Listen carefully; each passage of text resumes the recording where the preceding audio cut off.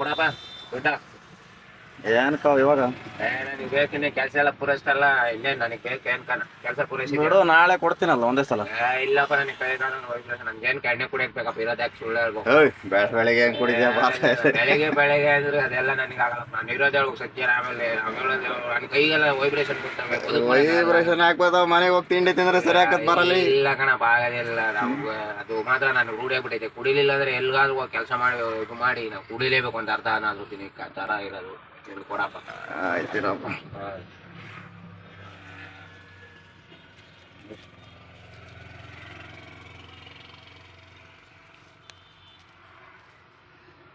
ತಾಳಪ್ಪ.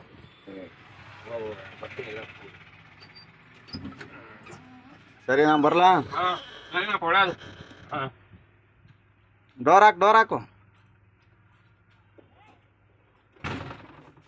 90 ನಾಗಣ್ಣವರು ಎಣ್ಣೆಗೆ ದುಡ್ಡು ಬೇಕು ಅಂತ ಇಸ್ಕೊಂಡು ಹೋಗ್ತಾವ್ರಪ್ಪ. ಆ್ಯಕ್ಚುಲಿ ಅವನು ಡ್ಯೂಟಿ ಮುಗೀತು, ಅನ್ಲೋಡಿಂಗ್ ಎಲ್ಲ ಖಾಲಿ ಆಯ್ತಲ್ಲ, ಇವಾಗ ಮನೆಗೆ ಹೋಗ್ಬೇಕಲ್ಲ, ಅದಕ್ಕೆ ಇವಾಗ ಎಣ್ಣೆ ಬೇಕು ಅಂತ ಅಂದ್ಬಿಟ್ಟು ಕೇಳ್ತಾವ. ಕೈ ಕಾಲೆಲ್ಲ ವೈಬ್ರೇಷನ್ ಬರ್ತವೆ ಅಂತಾರಲ್ಲ ಗುರು ಅವನು.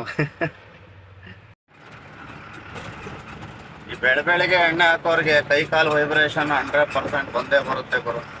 ಎಣ್ಣೆನೇ ಕೆಟ್ಟದ್ದು ಅಂಥದ್ರಲ್ಲಿ ಅದನ್ನು ಬೆಳಗ್ಗೆ ಖಾಲಿ ಹೊಟ್ಟೆಲಿ ಕೊಡೋದ್ರಿಂದ ಏನಾಗುತ್ತೆ ಹೇಳಿ?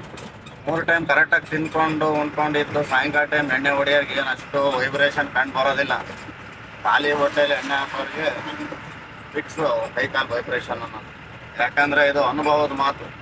ನಾವು ಮುಂಚೆಲಿ assembly meeting, round table meeting ಅಂತೇಳಿ ಡಿಫ್ರೆಂಟ್ ಟೈಪ್ಸ್ ಆಫ್ ಮೀಟಿಂಗ್ಗಳಿಗೆಲ್ಲ ಜಾಯ್ನ್ ಆಗ್ತಿದ್ವಿ. ಬಟ್ ಇವಾಗ ಆ ಥರ ಯಾವುದೇ ಥರದ ಮೀಟಿಂಗ್ ಜಾಯ್ನ್ ಆಗ್ತಾ ಇಲ್ಲ. ತುಂಬ ಡೀಸೆಂಟಾಗಿ ಇದ್ದೀವಿ.